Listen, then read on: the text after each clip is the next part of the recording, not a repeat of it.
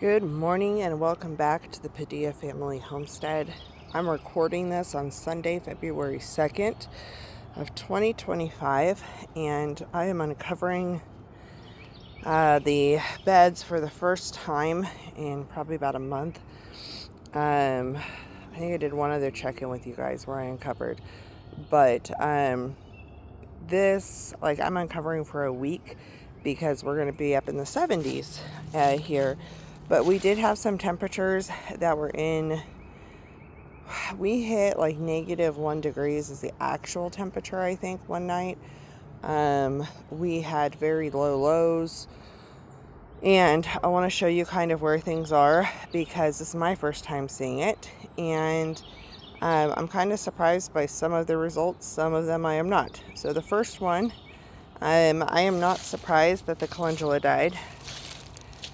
So you can see down in there, I have piles of calendula that got damaged by the frost. Now what I'm kind of surprised at is look at all this cabbage.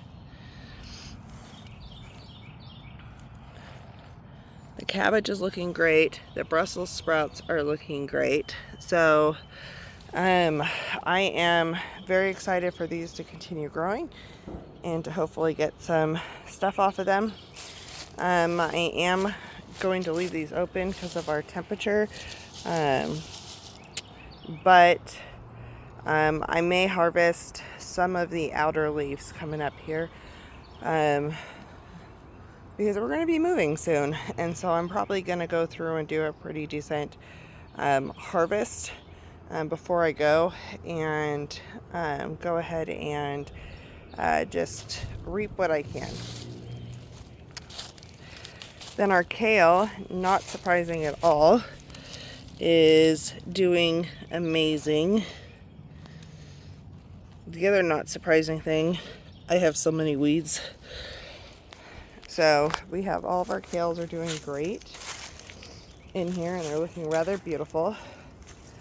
Now we had done a larger harvest on our carrots, but I left some in here and the carrots definitely got some damage and they're being overrun by weeds since I had cleared a bunch out. So I'm going to go ahead probably this week at some point, pull the rest of the carrots and pull our beets that also had frost damage. You can see the beets in there, they're small. So I'm going to go ahead and pull those. This bed overall got a lot of damage. I kind of thought the broccoli and cauliflower would do better than the cabbage did, but apparently not. So broccoli and cauliflower got hit pretty hard. We'll see if it bounces back, but there is a lot of powdery mildew down here. So I might just cut my losses in this bed. This is my really long bed, so it's kind of sad. But I have a couple of plants growing down there. I don't know which ones they are. But my Swiss chard went, cabbage, cauliflower. I actually have one perpetual chard, I think, right here that's doing pretty good. That, I think, is a collard that's still doing pretty good. And I want to say that a purpley one might be a kohlrabi, but I could be wrong. So we'll see if the kohlrabi is hanging in. But that is our beds for now. I'm going to update too on the stuff that I had in this bed. So the mustard is gone, the giant red leaf mustard. I will say that the pansies are way healthier than the snapdragons. So snapdragons are here. You can see they have a lot of discoloring, but the pansies, I mean, the flowers are gone, but overall they are way healthier. So these are supposed to be sub-zero varieties, and these were not protected at all. The other thing that wasn't protected is our lemon thyme and our English thyme, and that's still growing, which is great. And there's something back here too.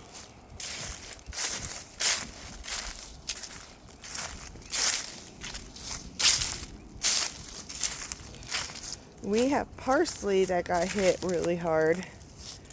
But I don't know if it's going to try to make a comeback. It looks like it's trying to make a comeback, so I may just have to come out here and tear off some of these older ones, cut them off, and let this good stuff keep growing, and then we'd have some parsley. Same thing with the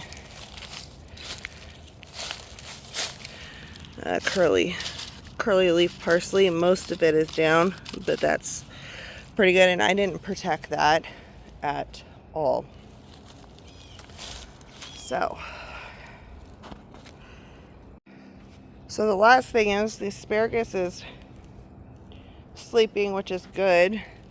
The garlic was popping up before these cold bursts, and even more are popping up. It did not seem, it looks like they have a little bit of yellowing, but overall they're just popping up like crazy. So looks like they're doing great, which is good. So that's what I have going on in the garden in February. This was an experimental year because obviously this is our first winter here. Most people that I have talked to do not winter garden here. I will say that the gardening store said that I should be fine with frost fabric, that everything should be great as long as it was a winter variety. Now we did get really cold. We got an extra 6 inches of snow that they don't normally see at once out here. We had all kinds of things, and everything's still overall doing really well. Yeah, so I'm excited.